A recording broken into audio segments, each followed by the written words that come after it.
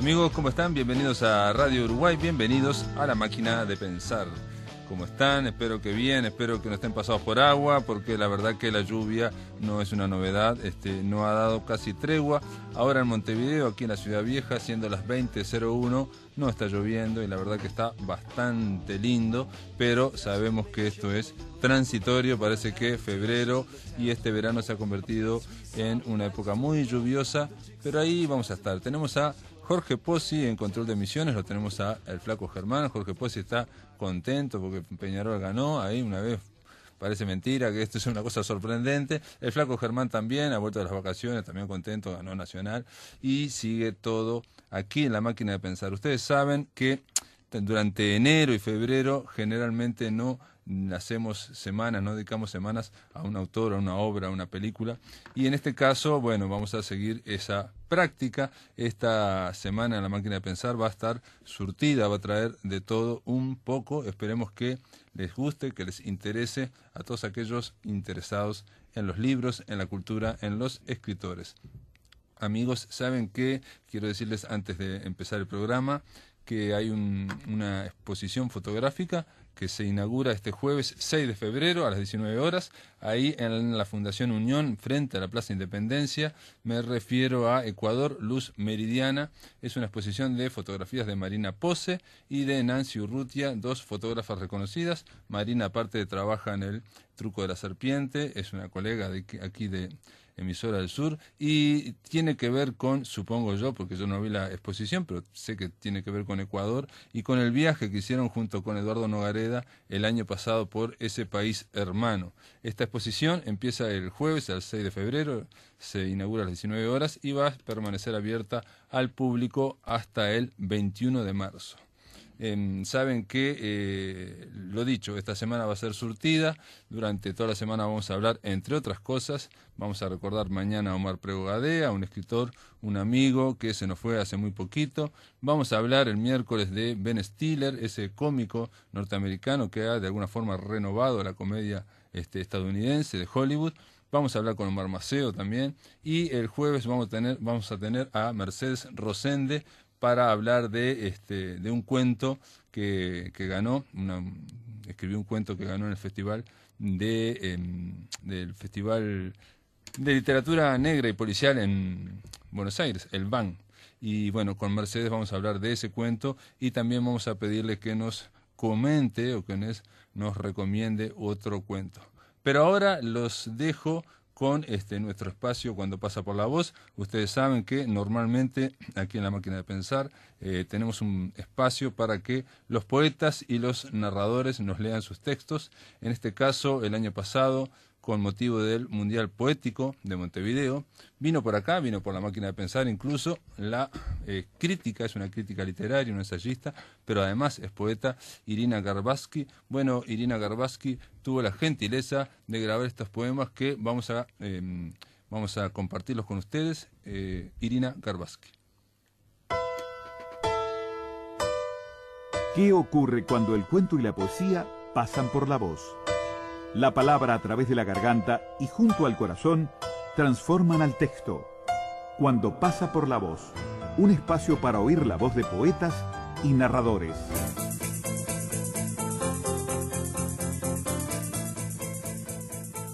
De 19 de fondo, Poéticas de la Construcción, trato de hacer cosas que me devuelvan a mí, al momento en que hundía las manos en la maceta y fabulaba con lagartijas. Siempre es después, y mucho después, veo crecer con una fuerza arrolladora las semillas que me traje de los viajes. Campanas, ninguna de ellas sin ningún sentido, pero brillan, son más potentes que todo. Después caen 5 murciélagos muertos del taparrollos, 5 cascaritas. Tengo las piernas como una nena de 6, llenas de marcas. Son días que cobran la fuerza de la ilusión. El póster de Tarsila. El polvo que guardaste en las cajitas de ojos plásticos huele a esmeraldas. Y los póster de Tarsila como pintadas con Faber-Castell olean para mí. Coloco pegatinas en la pared, en la pequeña silla. No lo sentí, me miré. A cada segundo en una habitación distinta con un acolchado naranja, donde acompasábamos un termómetro, remediábamos. Es que sí, no estoy enamorada, tengo la lengua de los lagartos, que se me pega al Portland y camino enredada en mi bailarina. Digo que lo que escribo es de verdad. Escucho a María Betania y reconozco el toque de Ollosí. Me resulta extraño haberlo aprendido. Me imagino comunicándolo. La primera vez que jugué a la maestra fue con mi mamá. Mamá era la aprendiz. Era una mañana fresca. Solo me imagino donde no estoy. Vuelve a ser presente algo del río. Todo restablece ahí 1 kilómetro. Luces que no funcionan. Un eucaliptus que dice que escoja. Las palmeras son como el posto novi. Creo que podría tirar los verbos como conchitas. No les queda mucho tiempo, antes de que la rotonda se pierda y yo me escape. Vamos a Lilliput. 100.000 personas van en danza, mi hermano. Los párpados se me vuelan. Afuera hace frío, pero aquí calenté mi pectoral y prendí todas las velas que tenía en el claustro para pedirle, como 100 veces y como van, bichos que caminaban por mi paso, eran mugre, pero eran 100 personas girando sus velones sobre el cielo raso. Les pedí. Me acuerdo de haberme sentado con vos en la terraza, el día más caluroso de enero, y que entre nosotros no había aire, no pasaba. Cientos de miles, o tal vez solo 100, arremetían con sus velas por una calzada de color. Creo que me los imaginé, mi hermano, danzaban, yo y las moscas. Conteníamos la fuerza necesaria como para abrir paso, y no pasaban. Tu reflejo me miró. Era un hombre encapuchado, el señor de las encrucijadas, colocado como un saquito de té, en una esquina, invitando a beber o a danzar. ¿Qué cosa? ¿Un té repleto de marismas? Me daban ganas de vomitar. Apenas si me acuerdo de un momento en el cual mi torso subía y bajaba, por donde toda tu memoria era un caballo. Tuve miedo de caerme. Inventé un remanso, inmensa selva de sol y placer. ¡Qué alegría! Ahora vine justo a pedirte de boca. Todas las imágenes que tengo están hartas. Vírgenes de mis uñas gritan con ojos descocados.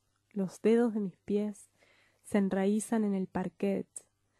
De a poco voy volviéndome una planta. Las piernas como tallos, los brazos como ellos, ahuyentan los silbidos, dan cuerpo. Se trata de que vos te atormentes. Tal vez no te demores nada en treparme y llegues por mí al reino de los liliputienses. Hermano, ¿qué vas a decir si conociste Lilliput? Te sentaste frente a la puerta del sol. Salud, a tu merced.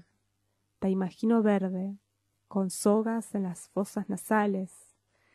El día en que llegaron a destino, estiraron las cosas, las telas, los bichos que atravesaban la luz. Hay bichos que nacen de la linterna, sobre todo en el país de los enanos. Nadie sabe que el correr del agua era ínfimo, en comparación con el ruido que hacía el aire. ¿Cómo vas a decir si pisaste tierra? En un país como Lilliput hay que tener cuidado con las cosas. Me siento mínima en el costado del mar. Veo como un pájaro. Te siento así, a veces, pintado, como un paisaje, en Lilliput. Soy enana, me transformé y ahora entro en tu cajita. Puedo comerme los hilos que guardaste. No sé, si fuera una liliputiense sería la princesita enamorada que intercambió la mano por el dedo. Llegamos a Lilliput, éramos 4, la tez morena, ultravioleta. Me fasciné con ellos, porque eran fabulosos. Tenían un reloj que parecía una máquina del tiempo. Cada vez que abrían sus fauces emitían un sonido atronador. el aliento que exhalaban me volaba la pollera. A veces pienso cómo hubiera sido si hubiéramos ido al desierto, donde todo es recto, ocre, maravilla. Si estuviéramos en la selva, si no llovieran esas rositas de los árboles, como cuando caía la tormenta del trópico y yo corría, con un paragüitas y en hojotas. ¡Olia! 100.000 personas gritando, ¡vayan para allá, vayan para acá! Pero estábamos en Lilliput. Todo era un engaño. Las rosas eran del tamaño de nuestras rosas en Lilliput. No había melones ni nada enorme. Vimos Medio Oriente y Medio Occidente. Para bailar cortamos los dedos de una media y su talón. En un supermercado de una ciudad a 75.000 kilómetros de distancia. Caminamos, nos desbaratamos casi sin arrullo en el mar. Me reía en la calzada de color. Vi un concurso de surfers y vos me dijiste que los Beach Boys cantaban sobre eso. Y yo te mencioné que mi tío me regaló un cassette de los Beach Boys. Y al día siguiente, en la playa de Lilliput, encontramos una revista que narraba las vicisitudes de la vida del surfer y la de muchos que morían. Yo no quiero saber, soltaste, de los peligros. Hermano, éramos 200 los que nos subimos. Íbamos en un barco que ponía cumbia a todos. Tipos casi en bolas, que movían la pelvis, sus mujeres los festejaban, les sacaban fotos con el celular. En el río. Me da pánico todo lo que suene a ambigüedad. La única vía es creer que el río me habla. Estaba con un amigo y nos peleamos. Dejamos que pase. Vino un perro y dejamos que pase. El día, la tarde. Algo me dijo que había que sortearlo. Gisela cantaba bajando su vocecita de la barranca de lo alto. Más lejos vimos una torre. Una vez me trepé a esa torre. Omití el detalle. Me da vergüenza decir lo que pienso, pensé. Qué novedad, ir nadando hasta lo ambiguo. M. Podemos quedarnos mirando el cielo, imantados por el calor de un sol celeste. Creo, me espero con las piernas y los brazos formando una estrella. Ya no quiero abrazarte o cuidarte como a un hijo. Puedo quedarme en la tierra como si fuera una cama de sábanas blandas, un colchón, algo tibio. En el fondo, con una fuerza que no alcanzo a describir, como algo pegajoso y divertido, me encuentro con el hueco de lo dulce, una caramelera que no tenía mi abuela porque no quería darme de comer. Una gata. La toma de la piel del cuello y la sube a su falda. La sostiene tiesa en su momento de ardor. Se permite percibir un olisqueo, la tibieza que precede al despertarse, cuando abre los ojos y la encuentra observando, la presencia distante que necesita. Los objetos. Hoy los objetos no son nuestro fuerte. Por eso percibo cómo se escribirá el fin, con un rayo láser. La única forma que tengo es escribirlo. Los hombres ya no trazan ese límite. Esta noche estamos yo, mi rayo, y dos chicos entrando en un departamento, en el sueño donde los robos se repiten. Lo real. ¿Es esto lo real? El sol me quema los oídos y una nieve se esparce por encima de mi cara. Me despierto a la noche gritando, porque mis amigos me derraman una bolsa de sal. En el sueño, en la nuca, ¿dónde está? Mi abuela se va en una camioneta llena de otras bolsas. Familia. Ahora que papá se escribe con mamá, ahora que el tío se habla con la abuela, ahora que mi prima volvió con su novio y que mi otra prima le dijo que sí a su sobrina, ahora que mi abuela saluda a su bisnieta sin escozor, ahora que los hijos son perros, los maridos, muñecos transparentes, las madres, especialistas de cocina. Mi familia se espesa del otro lado de la fotografía, con el respeto, la fascinación del desarraigo. Los miro y los imagino, haciendo las cuentas con los amigos de la infancia. En las fotos escaneadas, la red canta. Frente a su retórica proyectiva, sonreímos. En todas las fotografías, los hijos hablan por duplicado. Estas son diapositivas de tu viejo, y cuando las vi a contraluz, encontré paisajes. Una playa, un bosque abandonado. Las palabras justas en la remera de los adolescentes, en el Facebook, haciendo esfuerzos por leer desde el otro costado o para no responder. Nadábamos.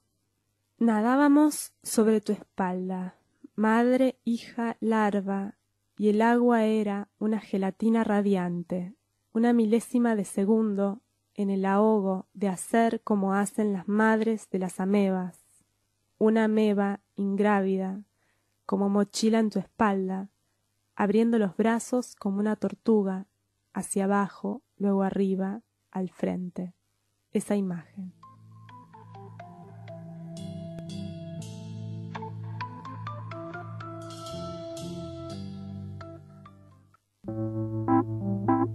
En el aire de Radio Uruguay, La Máquina de Pensar.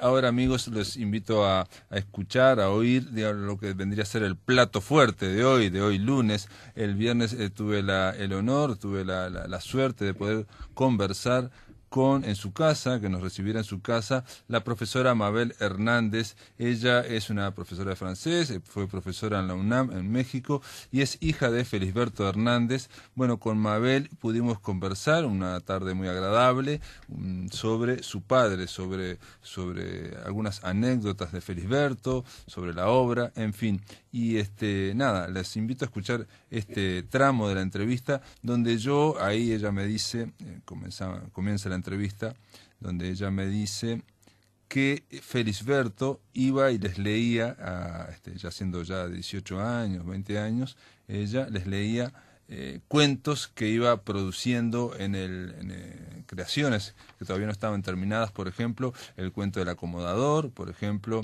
el cuento, creo que era El balcón. Pero vamos a escuchar, a ver, esta conversación que tuvimos con Mabel Hernández.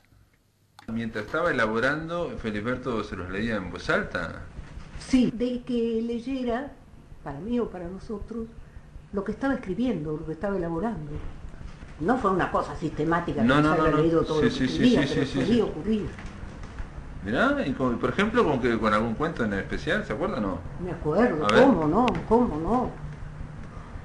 El balcón, el acomodador. Oh, el balcón y el acomodador. El acomodador sobre todo, recién me doy cuenta que yo atribuía el talento del actor, que lo tiene, sí, y lo merece, el haberme detenido mucho con ese cuento en este proyecto Felisberto. Pero me doy cuenta que también es porque entre los cuentos el hecho de que él lo leyera mientras lo estaba escribiendo me creó un vínculo especial con ese cuento. Recién en este momento me doy cuenta de eso. Mabel se refiere al proyecto Felisberto, es la obra de teatro de Mariana Perkovich, esa obra que tiene que, por eso, tiene que ver todo con Felisberto, y que usted fue y que realmente le llamó la atención esto. Claro, acomodador. Porque se podía escoger distintos sí, tramos de los cuentos de él. Y yo fui con especial interés y fui a varias partes del mismo cuento y varias veces a una misma parte, con el acomodador. Y pienso que pueda tener que ver con eso, ¿no? Con ese viejo vínculo de oírselo leer a él. ¿Y en esas lecturas iba cambiando o le interesaba que la cara de ustedes? La cara, sí, pero yo no me atreví a ser porque ocurrió que esos lapsos largos en los cuales no nos vimos, hizo que yo no tuviera con él la confianza normal que tiene una chiquilina que se le subía a las faldas y brincó con él y todo eso. Entonces no me iba a atrever a decirle a mí eso no me parece lindo o no me parece bien, yo escuchaba. Claro que a veces surgía alguna observación o algún comentario, eso sí. Una indiscreción. ¿Y cuántos años tenía usted cuando le leyó esto? Pues debería ser entre 18 y 20. Claro, 18 y 20. Ajá. O sea que él les leía el balcón y les leía, por ejemplo, el acomodador. Lo que estaba escribiendo. En un momento dado fue el acomodador y mostró el balcón. ¿Y esas lecturas eran para usted sola o había más gente alrededor? No, en aquella época Felisberto Hernández, muy poca gente sabía quién era. Era en casa. Así que él iba a visitarla, por ejemplo, a la casa y les leía a ustedes. Sí. Así era. Y obviamente usted ya conocía la obra anterior de Felisberto, la había leído por los tiempos de Clemente Collins o El caballo perdido. Claro. Hay un ejemplar que lo tiene la fundación que me enorgullece muchísimo con una dedicatoria de él del caballo perdido, que él me lo regaló. También es muy linda. Dice, este caballo perdido se encontró con Mabel mientras galopaba en el amplio espacio de la frente de ella. Este caballo la adora y la salvó en su día, me lo dio para el cumpleaños. Muy bien, muy bien, muy bien. Sí, es una capacidad poética sorprendente. Y esa frescura que tiene Felisberto, que parece siempre que habla una parte del niño, ¿no? Es decir, o sea, como que él, su niño interior lo mantuvo. Parece que escribiera con esa parte, ¿no? Obviamente también tenía la otra parte de gran escritor para corregir y para ver que eso tuviera la intensidad que quería. Pero esa supervivencia del niño en él me parece que es una de las características más propias de él y más difíciles de ver cómo subsiste y cómo al mismo tiempo él como adulto y como escritor maneja eso, ese caudal, que de alguna manera es como si él siguiera siendo niño, no es que tenga un caudal más o menos quieto ahí de recuerdo. Está claro, sí, como que mantuvo parte de su personalidad como niño, la mantuvo siendo adulto, lo que para la literatura era algo extraordinario y creo yo que hace que no se parezca a ningún otro escritor. También debe haber tenido su contraparte para la vida cotidiana y normal, ¿no? Claro. O sea, un niño grande en la vida cotidiana y normal. Y además que puede actuar como persona adulta normal. Solo que el niño está ahí y también hay que atenderlo. Claro, no, sí, me imagino, bueno, hay muchas extensas anécdotas en esa dirección, ¿no? De lo complicado que era la vida doméstica o cotidiana, ganarse la vida en siendo, no quiero decir que siendo un niño grande, porque él tenía su parte adulta y de escritor, de técnica de escritor, que lo llevó a que va Ferreira y otros más, o Alfredo de Cáceres, lo tuvieran en alta estima, pero tenía esa otra contraparte, digo, ¿no? Porque estando al lado de Carlos Ferreira o de Alfredo de Cáceres, no era muy fácil mantener el niño y presentarlo, y él lo hacía. Pero lo curioso es que él seguía con frescura y con posibilidades de avanzar en esas líneas de pensamiento que usted señala, y al mismo tiempo el niño estaba ahí. Es una cosa que me parece que no está nada clara ni se puede, yo no podría dilucidar cómo es ese fenómeno. Mabel, pero le hago una pregunta, ¿puede ser que por eso él se comunicaba también con los otros niños, con los niños chicos? Pudiera ser. En este momento me acuerdo, él una vez llevó a Walter, el que ahora fundó la fundación, a nieto. Sí, a su nieto. Y después me contaba el propio Felisberto que ellos lo habían llevado a comer, era la época que Felisberto estaba casado con Reina Reina, que lo llevaron a comer a la asociación cristiana que tenía un comedor por allá. Bueno, y entonces lo querían apurar porque lo querían llevar para la escuela y el niño se tardaba en comer. Y le decían, bueno, apúrate. Y que él le dijo al abuelo, pero es que no tengo los dientes tan afilados. Y eso le encantó a Felisberto, ¿no? Claro, Te lo me contó. contó él, no Claro, el niño. claro. Felisberto vino a contártelo alucinado, ¿no? Claro. Sí, muriéndose de risa. Sí, fascinado, fascinado. Precisamente esa lógica infantil es la que él lleva a cabo, ¿no? Que es brillante. Y es lo que hace que también Felisberto tenga, creo yo, esa especie como de humor involuntario, porque él no escribe, a veces sí, a veces se ríe, pero generalmente no escribe para generar humor. Él va contando las cosas como ve, y eso en el lector genera una simpatía y una sonrisa, ¿no? Dijo que, a ver. Como que es un humor involuntario, ¿me explico? Él cuenta las cosas como las ve y eso genera tiene su gracia. No estaría tan segura de A que ver. es involuntario. Ajá. No he extraído los pelos, por supuesto, pero sí, a él le gustaba mucho hacer reír. Ajá. Y además supongo, bueno, no sé si él se lo propuso o como muchas veces pasa con los literatos, no es que se lo propongan, pero Que es sale, así como sí, escribe. sí, que le sale. Sí. Que fuera como un contrapeso a cierta profundidad muy grande que tienen y que no todo el mundo sigue, de ahí que haya quien se empeña en mediocrizarlo mediante mamarrachos como esa obra de teatro que hubo. En fin. Ah, la obra de teatro Sí. sobre África o algo así. Esa mera.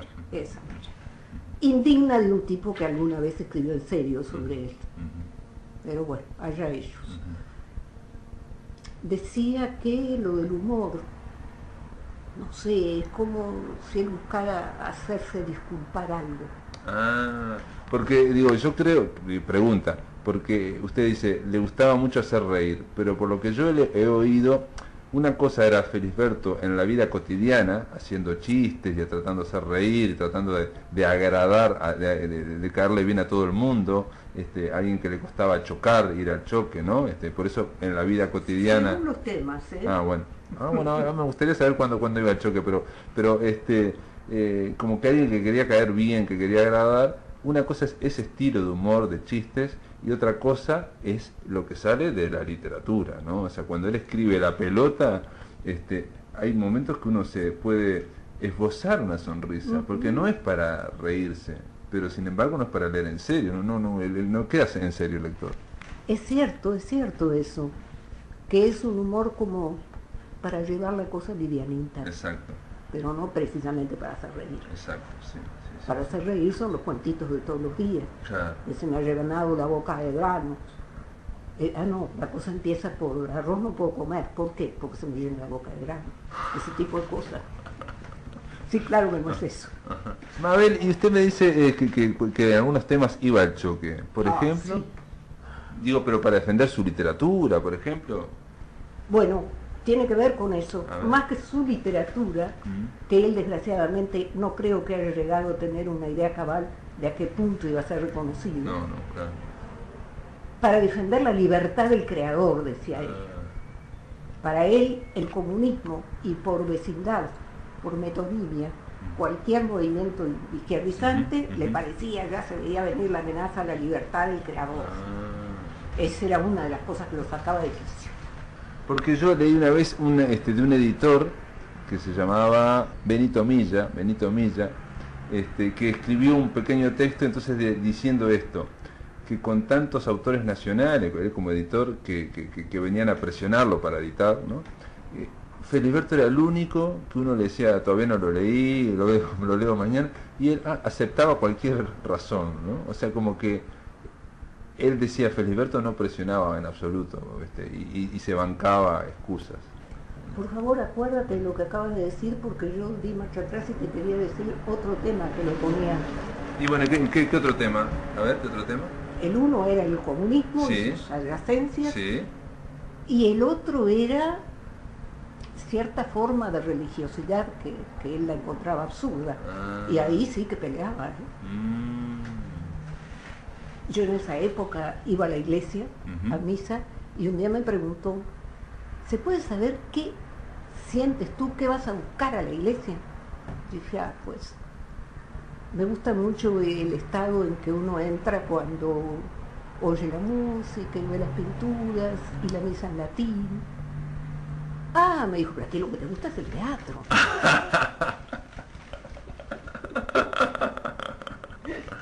Impresionante, Felisberto, porque aparte estaba preocupado por su hija, que por qué y estaba haciendo lo contrario. Pero él eso te lo dice en serio, te lo dijo. Entonces lo que te gusta es el teatro, lo dijo en serio. Claro, ¿Cómo? pero en serio, y además es así. Ah, ¿te gusta el teatro? Pero claro. Y además el aspecto teatral del ritual, por supuesto. Pero qué genial, Felisberto, que se dio cuenta, digamos, en un adolescente y sacó de la parte artística, ¿no? Te interpretó, digamos... Yo creo que también lo movía la necesidad de ponerme en su línea de pensamiento, claro, que era ateo. Claro. Otra pregunta, de aquella ciclo que él tuvo en la radio, Carve, haciendo esas audiciones anticomunistas, ¿eso se quedó algo grabado o se perdió todo? No lo sé, pero eso fue justamente fruto de su anticomunismo. En el sentido más estricto de la palabra anticomunista. Ahora, o sea, él no tenía otra propuesta sociopolítica. Sabía que eso no... Y entonces, digamos, políticamente en un Uruguay tan politizado y sobre todo en un medio intelectual que en general son muy politizados, él no estaba adscrito a ningún partido político. No. Pero justamente hace un par de días hablábamos en familia de eso porque alguien me preguntó, pero ¿y él políticamente? ¿Votaría a alguien, digamos, no? No sé si votaba. Ah, ¿no sabes si votaba? No sé. Hay muchas cosas de él que no sé.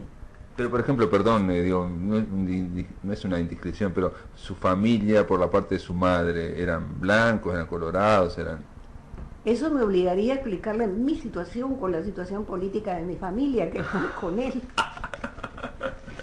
Pero llevaría un momento muy largo de la entrevista. Como quiera, yo le puedo decir eso que me preguntó, si la familia eran blancos o colorados o qué. No, porque así como uno sabe de su madre, a veces puede saber del padre o de bueno, tíos. Mi madre, ¿sí se lo cuento? Sí, bueno. Igual si no interesa se quita. Específicamente ella tuvo inquietud por cuanta cosa trascendiera hacia el lado religioso. Entonces fue hasta con unos famosos hermanos maristas, que no sé si es maristas, ¿no? ¿Cómo se llamaban? Bueno, unos fulanos que tenían unas reuniones esotéricas en los altos del Rex. Y leía sobre teosofía y sobre esto y del otro. Estuvo con los evangelistas y al final de su vida estaba con los católicos.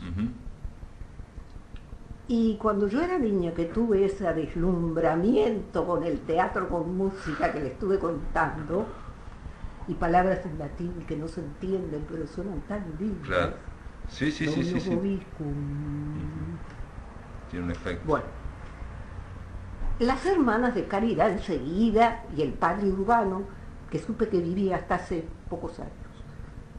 En aquella época era un jovencito con barba, que creo que la imagen de Fidel Castro me revivió la del padre Urbano. ¿Ya? Increíble. Bueno, pero son imágenes míticas a veces, ¿no? Bueno, el caso es que ese grupo le fue a pedir a mi madre que me dejara ir al catecismo para tomar la comunión. Y ella le dijo que no me podía autorizar porque no estaba de acuerdo, que cuando yo fuera adulta tomaría mis decisiones ya con conocimiento de causa, que entonces no me dejaba ir a la doctrina. Años después, siendo yo ya escolar, un buen día en una conversación familiar mi madre dijo, porque como tú eres blanca, y yo dije, yo no soy blanca. ¿Cómo que no eres blanca? ¿Pero eres colorada? No. ¿Te acuerdas lo que tú le dijiste a las monjas? De que cuando fuera grande podía pensar en eso y decidir. Bueno, con esto pasa lo mismo. Yo qué sé de blancos y colorados.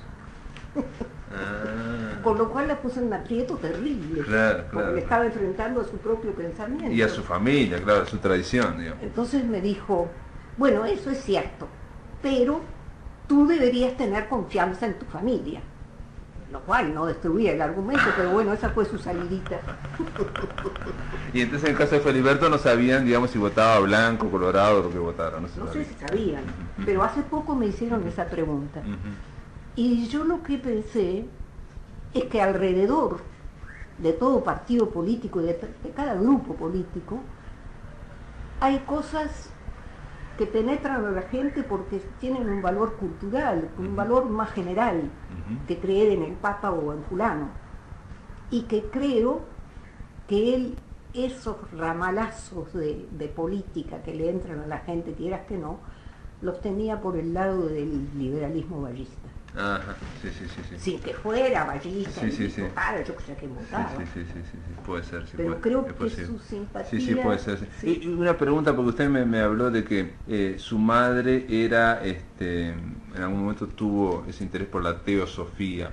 Y alguien me habló una vez que Felisberto tuvo un interés por, no sé si por la teosofía, pero por la parte de la parapsicología, por un tal Radecki. Ah, sí, sin duda.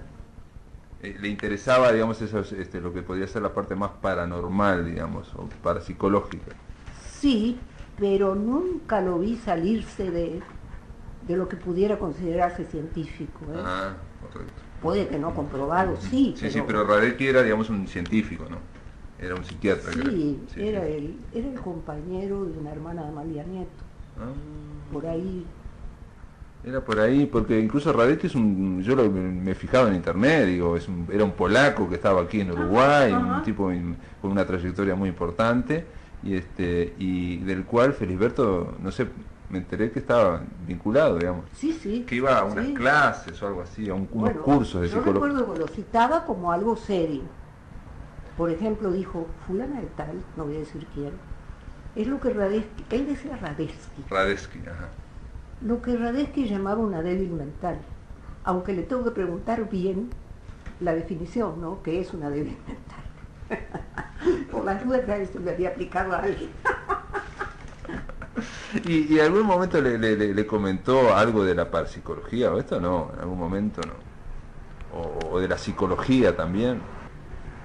De psicología sí. De parapsicología no recuerdo, no lo veo. No lo vi inclinado para ese lado, pero no lo podría afirmar. Claro. Y por último, y usted lo conoció, digo, en los últimos años cuando tuvo que ese trabajo tan ingrato, ¿no? ¿No? ¿O era para él ingrato ese trabajo de tener que escuchar la radio? Pero por supuesto. Y escuchar tangos y ver... Para él era terrible. Era un trabajo de agado, ¿no? Sí, pero además detestaba los tangos, que no me acuerdo quién creía lo contrario, y bueno. Pero digo, hasta parece como que la burocracia uruguaya le hubiera puesto una especie de castigo, porque justo le dan un trabajo enagado y en el que tenía que escuchar toda la música en la radio para comprobar que se pagaban los derechos de autor. Entre otras cosas, en esa época había muchísimo tango, ¿no? Pero claro, cuando él obtuvo la beca para Francia fue lo primero que dijo. Un año, después se lo prolongaron a 2, pero él creyó que era 1. Un año sin fútbol ni tangos. Como qué felicidad, ¿no? Impresionante. Así que él ya tenía el trabajo ese antes de irse a Francia y después lo siguió hasta el final. No se jura de que fuera ese trabajo, pero como viviendo en el Uruguay hay que tragarse el fútbol y los tangos, quieras que no. A mí los tangos no me molestan, claro, el fútbol sí. Claro. Y ahora es ha avanzado mucho el terreno que ha ganado. El fútbol, sin duda, de Felisberto se tiraría los pelos. Y es cierto, pregunto, porque usted lo vio como su padre, ese cambio, digamos, físico que fue generando a lo largo del tiempo, porque un hombre que murió relativamente joven y que fue como engordando mucho. Eso coincide exactamente con la época en que dejé de verlo. Tengo un retrato de él hecho por Arsadu que no me animo a mirarlo. Si quieres verlo. Porque está muy gordo. No, después me lo muestro. No es tanto gordo, sino con la mirada de alguien que ya está dejando de vivir. Y en algún momento él le contó porque aparentemente cada vez tenía más dificultad para escribir, o le costaba más la creación. No tengo idea de que eso haya sido creciente. Creo que siempre tuvo, que le costaba luchar para lograr escribir. Me parece que desde siempre, si eso se acrecentó, no lo sé. A ver, y un poco para ir terminando, porque digo, está brutal la conversación. ¿Algún recuerdo que quiera compartir con nosotros de Felisberto, digamos, en cuanto, no sé si lo literario, como padre? Lo primero que se le venga, no es nada... Lo primero que se me vino es una imagen de él sentado en los escalones del edificio donde vivíamos. Yo perdí mi primera hija y él en ese momento compartió mucho esa situación. Y acostumbrábamos ir al cementerio y tardábamos mucho en regresar, cosa que después, cuando las cosas estuvieron más calmas, él intentó también indagar, así como me preguntó qué buscaba en la iglesia, también me preguntó qué buscaba en el cementerio. Y me acuerdo que si tardábamos, más de una vez solíamos encontrarlo sentado en los escalones afuera. ¿En el cementerio, afuera? No, en el edificio. Del apartamento donde vivíamos. Y las estaba esperando porque sabía que había ido al cementerio. Claro. Era una forma como de apoyo también. Bueno, Sí.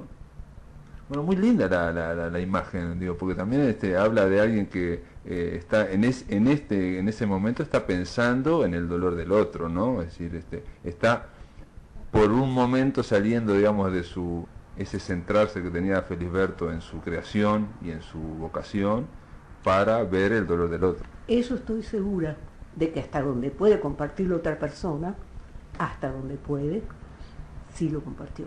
El departamento donde vivíamos era muy sencillo, era de esos de corredor largo y con escalones. Ajá. Y en esos escalones él se sentaba a esperarnos.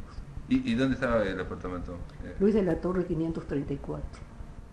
Bueno, Mabel Hernández, gracias por habernos recibido y bueno, en algún momento vamos a ver si conversamos de nuevo. Soy yo quien le agradece, porque no es fácil hablar con cierta confianza y a la vez con naturalidad y sobre todo sabiendo que el otro comparte Claro. la onda mental Claro. y el gusto por esa literatura. En el aire de Radio Uruguay, La Máquina de Pensar.